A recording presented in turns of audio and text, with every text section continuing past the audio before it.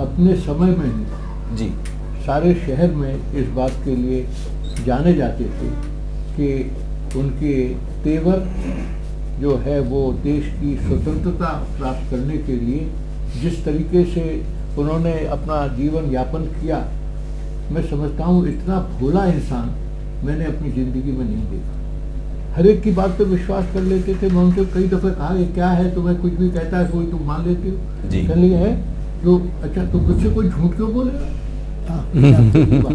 एक बार मैं जब MLA था, मंत्री नहीं था उस वक्त तक जी, तो वो पहुंच गए और कमरे में आकर के कहने लगे मैं यहाँ बस आ गए बिना बताए बिना खबर। तो कहने मैं तो यहीं ठहरूंगा। मेरी चारपाई पर ही उन्होंने अपना बैठक का हिसाब बनाया, मैंने दूसरी चारपाई अपने लिए उस कमरे में से मंगा ली।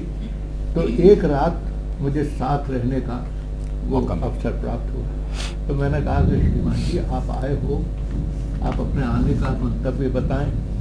मैं तुम्हारा वो है ना दोस्त, वो बहुना जी से मिलने आया हूँ, तो मुझे ले जा करके उनसे मिला दो। इनका क्या करना है, क्या कुछ काम भी बताओ? नहीं तो बस मुझे मिला दो। तो मैं ले गया। थोड़ी देर में वहाँ से वो गए तो उनको कह करके मेरे साथ अलग में बात कर लो। मैं बाहर बैठा रहा, वो अपने चले ये बात करते रहे। जब लौट के आए तो मैंने पूछा क्या हुआ, क्या था? कहने लगे जो जिस काम के लिए आया था वो मेरा काम हो गया। मैंने कहा क्या काम हो गया इतनी सी जल्दी? उन्होंने मुझे समझा दिया। मेरे दिमाग में कहने लगे ये बीच उन्होंने मुझको ये कह दिया कि आप ये कमजोरी क्यों ला रहे हो, आप तो इतने दिन से त्यागी करते चले आए हो। संभवतः वो प्रसंग था जब 1969 में उन्होंने राष्ट्रपति चुनाव के लिए जिज्ञासा व्यक्त की, मेरे संज्ञान में आया। तो मैं तो उनको समझा दिया, अरे ये तुम छोटी सी चीज क्या मांग रहे हो कि उसके लिए टिकट दे दो? तुम्हारा इतना जीवन महान है, इतने दिन से तुम जो है लगातार इतने त्याग किए हैं तुमने, एक ये भी त्याग कर दो तो बस मेरा काम हो गया। मैंने मान ली उनकी बात, वो बहुत सही बात उन्होंने कही है और बड़े खुश थे। बस तो तभी से मैं कहूँ इतना भोला इंसान कि ये इस तरह की बात में बस करता। दूसरे दिन सवेरे ही कि मैं मुझे पहुंचा दूँ तो मैं अपने स्टेशन तक छोड़ाया उनको। आज जब टिकट के मांगने के लिए मुझे ये एक चीज़ पता लग गई कि इस शख्स के मन में किसी किस्म का लोभ और लालच नहीं, कोई लोभ नहीं है, कोई लालच नहीं है। वहाँ पर भी वो कह रहे थे कि राष्ट्रपति का चुनाव क्या हो गया, तो राष्ट्रपति मुझसे सीनियर थोड़ी है, राष्ट्रपति तो ये मेरे साथ जो घटना हुई है उसी से आप अंदाज लगा सकते हैं उनके व्यक्तित्व के बारे में। ये उनके व्यक्तित्व की सहजता थी, सरलता थी, लेकिन देश की अपनी जो आसपास की स्थिति थी उससे दुखी जरूर थे, परेशान जरूर, आहत होता है। हर संजीदा और संवेदनशील व्यक्ति उससे परेशान होता है और उन क्षणों में वो आदमी लिखता भी है और बहुत कुछ लिखता है। जब लेखनी चलती है तो बहुत गति से चलती है। उस लेखनी के साक्ष्य बहुत से लोग बने। देखिए उन्होंने समाज में से जो पक्ष उठाया लिखने के लिए, वो सबसे पहले वो उर्मिला का चरित्र उठाया, लक्ष्मण की पत्नी, और हिंदी के साहित्यकारों में अमूमन उपेक्षित पात्र जिसकी चर्चा नहीं होती।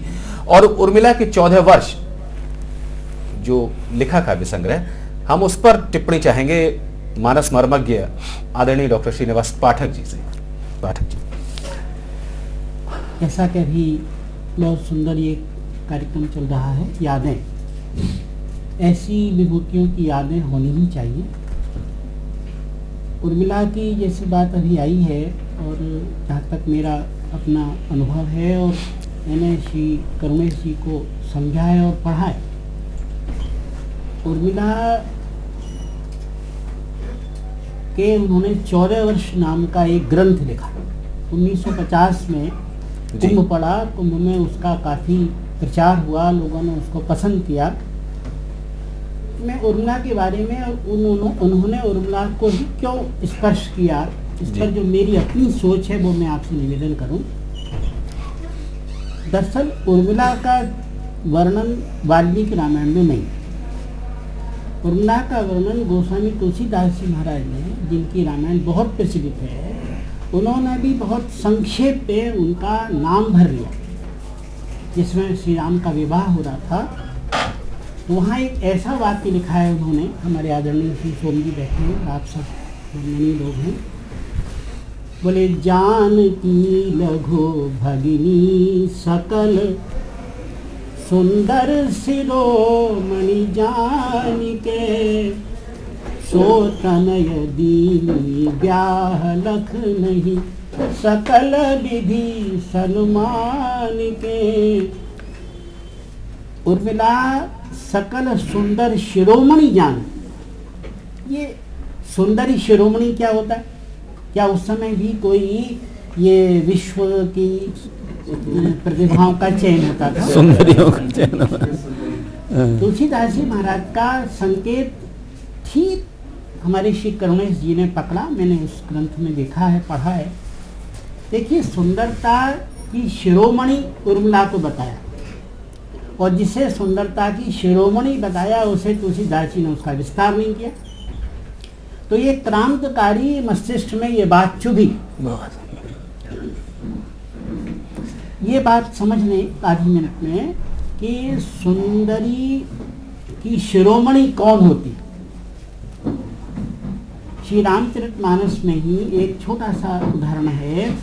पार्वती जी जब विवाह मंडप में आती हैं तो सभी देवताओं ने उनको प्रणाम किया। बोले सुंदरता मर्याद भवानी। सुंदरता की मर्यादा है पार्वती। मर्यादा का मतलब क्या है? जिनको देखकर, देखिए सुंदरता की शिरोमणि कौन है? जिनको देखकर किसी भी व्यक्ति के मन में प्रणाम करने का मन हो, वो है सुंदरता की शिरोमणि। जिस सुंदरता को देखकर हमारे मन में या समाज के मन में कोई विकृति आती है, अगर किसी सुंदरता को देखकर हमारे मन में कोई विकृति आती है, कोई लालसा उठती है, तो वो सुंदरता मर्यादित सुंदरता नहीं है। तो ऐसी उर्मिला जो मर्यादित सुंदरता है, ऐसा सुंदर चित्रण उन्होंने किया है। मैं तो चाहता हूँ कि उनका वो ग्रंथ पुनः प्रकाश में आए, और जहाँ तक इस शरीर से जो भी सेवा होगी इसका प्रचार प्रसार देश के जहाँ जहाँ मुझे जाने का अवसर मिलता है। क्योंकि उर्मिला के 14 वर्ष बहुत सुंदर ग्रंथ उन्होंने लिखा है। मैं ऐसे करुणेश जी को बार बार नमन करता हूँ कि जिन्होंने अपनी क्रांतिकारी दिशा में ये भी एक क्रांति की कि जिसे उपेक्षित किया गया उसको उन्होंने सार्थक किया, उसके ऊपर उन्होंने विचार लिखे और उसे स्पष्ट। ये साहित्य तक ही नहीं, ये समाज के भी उपेक्षित वर्ग में सेवा करने का एक मादा उनके अंदर था, और वो सेवा करने के लिए समाज के हर क्षेत्र में घुसकर उन्होंने सेवा करने का काम भी किया। इसी पर एक टिप्पणी बहुत छोटी सी चाहेंगे आदरणीय डॉक्टर राम अवतार शर्मा जी से। उनके संसर्ग में काफी समय डॉक्टर राम अवतार शर्मा जी ने बिताया है, और काफी एक और जानकारी मैं देना चाहूंगा कि आदरणीय शर्मा जी ने जो नया स्कूल अपना गठित करेंगे उसकी घोषणा भी आदरणीय करुणेश जी के नाम पर करने की घोषणा की थी 2 साल पहले। शायद उसमें अभी कुछ भूमि अर्जित की जा रही है। हाँ, उसकी भूमि अर्जित की जा रही है, संज्ञान में आया है। मैं मंच को प्रणाम करता हूँ, श्रोताओं को नमन। करुणेश जी का नामकरण जिस व्यक्ति ने किया होगा, मैं उसको भी प्रणाम करता हूँ। वे वास्तव में करुणामय थे।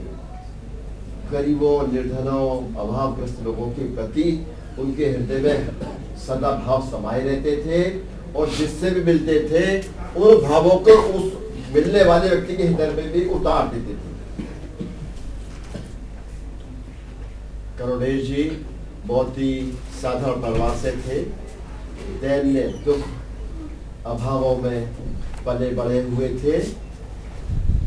स्वयं जितना पढ़ पाए उतना पढ़ पाए, लेकिन उन्होंने कितनों को पढ़ने के लिए प्रेरित किया